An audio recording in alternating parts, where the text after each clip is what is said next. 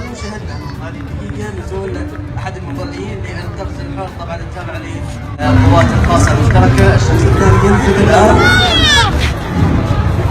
جميل هذه التفاعل من الجمهور اللي موجود على أرض الساعي. وثالث مظلي أيضا يصل محمد، ومستمرين في النزول المظلي للقفز الحر. فعلا فعالية جميلة تجذب الصغار والكبار من أرض درب الساعي. كل الشكر مرة ثانية نوجهها للقوات الخاصة المشتركة. مثل ما شايف بعد احنا نلاحظ استمرار في نزول المظليين واحد تلو الآخر، وفي أجمل من كلمة قطر هم يحملونها طبعا في نزولهم المظلي.